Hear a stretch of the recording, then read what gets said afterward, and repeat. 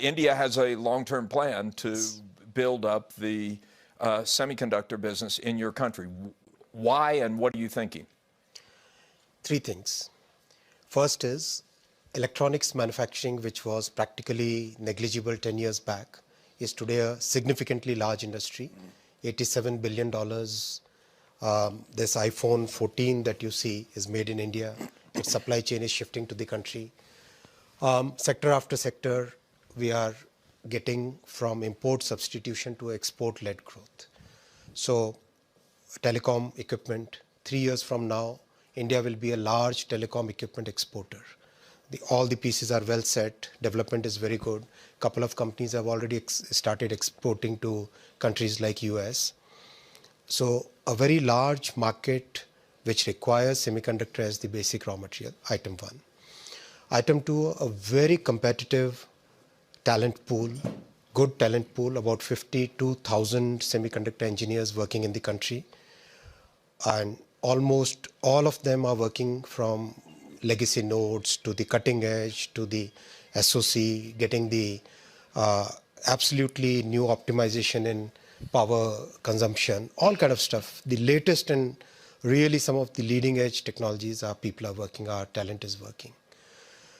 That as the second factor. Third factor, our university system, which is producing about 500,000 engineers every year.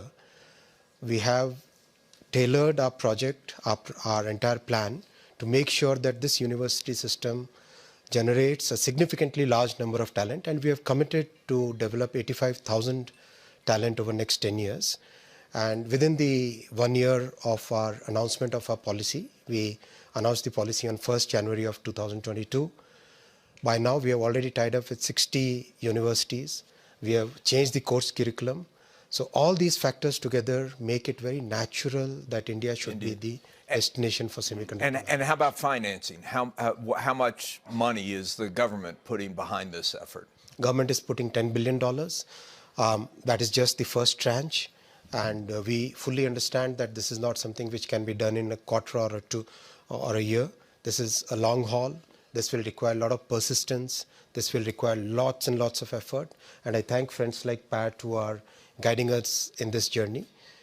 And we have listened to the industry. When we announced the scheme on 1st Jan 2022, Pat and many others gave us the inputs that the demand for higher nodes which go into electric vehicles in Volvo, in the train sets, in practically all the telecom equipment, in power electronics, all those sectors require nodes which are higher nodes. So we changed our policy in October, opened it up further. So very flexible. No one has said, no one in the Indian government has said, hey, wait a minute, why are we investing these billions of dollars in the middle of a glut?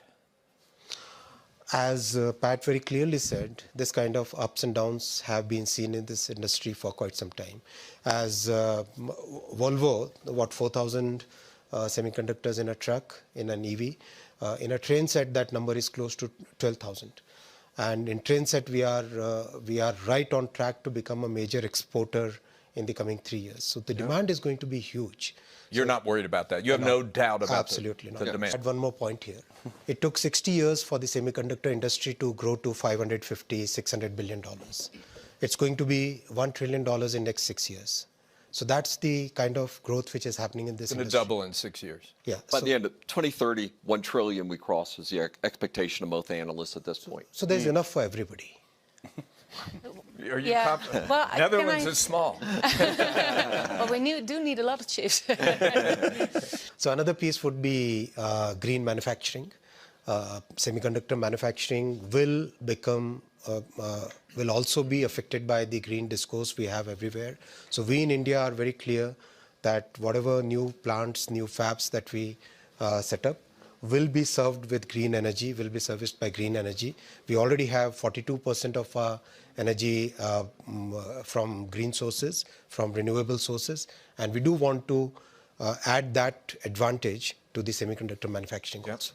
We have actually addressed that in our policy. That's a very valid point. Close to half the total demand is from the mature nodes. So, so in our case, in the case of India, Our entire policy supports mature nodes as well as advanced. We think we'll start with the mature nodes. And there is another innovation which is happening, and which is where the design capabilities really come to play, as Pat said. For example, in a car, if there are like 200 chips going in, wouldn't it be more economical to design a system which has probably 3 or 4 chips, which is able to make sure that the glass goes up and down on time, make sure that the speed governor is properly in place? So that kind of innovation is also going to come, Pat, if you would like to add on. Fully agreed. And that is where new kind of innovations which come.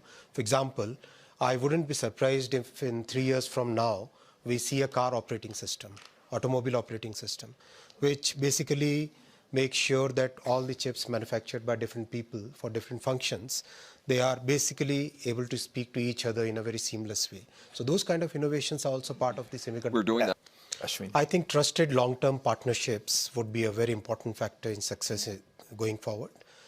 In terms of supply chain resilience, in terms of innovations in products that we bring in terms of what do you do when things go wrong in some part of the world, can you really rely? So in those things, in all those matters, trusted long-term agreements would be very, very critical. I think collaboration is the theme of this year's Davos. You got it right this time.